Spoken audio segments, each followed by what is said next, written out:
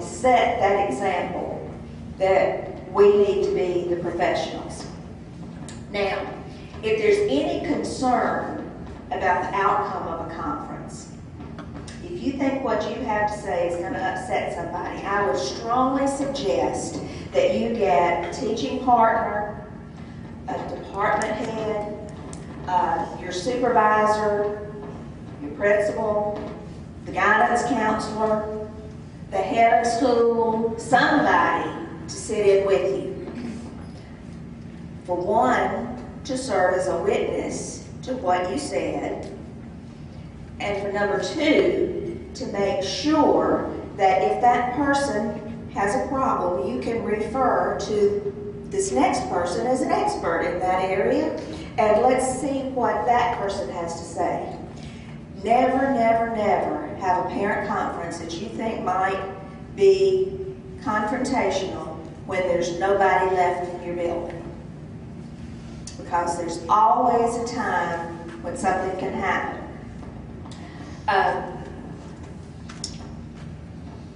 Also, you're pre-K teachers. So you're going to see some things that maybe recommending testing might be appropriate. But if you recommend testing and you make a diagnosis along the way, I think your child has ADD. Well, that is not the best thing in the world to do.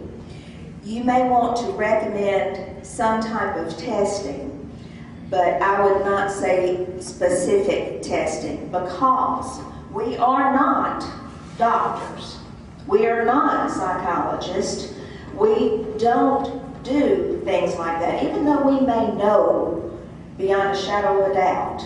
I knew a child in kindergarten was autistic, and I mentioned to that parent that that parent needed to take that child for testing. I knew that child was autistic, and she wanted to take him for ADD. I said, fine, go right ahead. I said, let's do some academic testing. She did some academic testing and came back that he was a sensory disorder. Nothing they did for that did any good. They finally went somewhere else. And you know what? He's autistic. And after the parent called me and told me that, I said, that's what I thought. I said, he's a classic case. But it wasn't my place to say that. All right. Here's some tried and true strategies for successful parent conferences. Always start a conference with at least one positive thing to say if it's that child has pretty hair. You come up with something good to say about that child. It gains the parents' trust. It helps them to know that you care about that child. Try to understand the parents and make them feel a part of the situation. Bring in home experiences and get them to share with you how they perceive their child at home. Be friendly. You know, your tone of voice can make or break a parent conference. If you start out in a friendly manner, the parents are going to feel much more relaxed and at ease. Now again, modify your speech. Remember, you're going from 3s and 4s to 23s and 44s. So make sure that you speak to the adults as though they are adults. Then move on to the situation at hand and be sure that you clarify with the parents what you expect of them, how they can help you with this situation. Use some preventive medicine. Make sure that you are organized, that you have any materials together that you need for that conference. You don't want to have to go searching in your desk for something. Have everything together. And set some clear guidelines with the parents and be honest. Not brutally honest, but be honest with them. Now, sometimes parents don't want to believe that their little darling would have ever done whatever it is. You know, it's somebody else's fault. It's always somebody else's fault. And they want to start talking about that other child. Remind them that you will discuss with them all the issues that pertain to their own child. And if there are issues that you need to discuss with the parents of that other child, you'll be glad to do that with them. But with these particular parents, you're going to talk about their child only. Now, every now and then, this strange thing happens. We're wrong. You know, we're not perfect. And every now and then we realize that we have made a mistake with a child. We may have said or done something that the child perceived in a different way. And we may not always have all our ducks in a row. You know, that's okay, because we are not perfect. It's okay to tell a parent, I made a mistake. I'm sorry.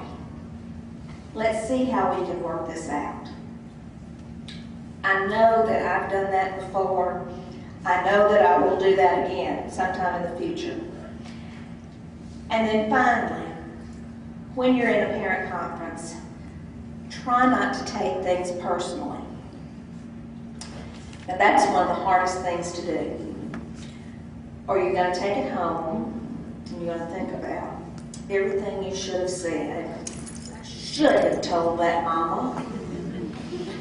And I had about a 20-minute drive home, and sometimes and then I get home and I'm still thinking about it, and I'm getting in the bathtub and I'm still thinking, back off. Try to leave that conference at school, because you too have families, you have a life outside of school, and you don't need to let things eat at you. If the conference has gone well, if the conference has gone poorly, thank you, Sandy, just try to know that you've done the best you can, and then let it go. Excuse me just a minute. Now, here's some key phrases to use in a parent conference. This is one I really like. I am sure that you can appreciate the fact that just as your child deserves to have his or her needs met, so do the other however many children in this class deserve to have their needs met. That's a good one. Or, you know, while your child may be exhibiting these skills at home, the mastery of this in the classroom is what I have to measure. And that's the difference. You know, they can do it at home, can't do it at school. That mastery in the classroom is essential. And this is one of my favorite lines from one of my dear teachers. I'm sorry you feel that way, but you know, there are just some things we can change and some things we can't change for your child. Now, never, ever, ever, ever, ever say that you don't know what to do with the child. I don't say, you may be at your last straw. You may not know another thing you can do, but don't admit it. You are the professional. You can make arrangements for alternative solutions. You can try to change your room around. You can do a lot of things. Just don't admit that you don't know what to do. Involve someone. If you don't know what to do, say, you know, that's a good question. Why don't we have Mrs. So-and-so come join us, and she works really well in that area. Let's see what she can help us with.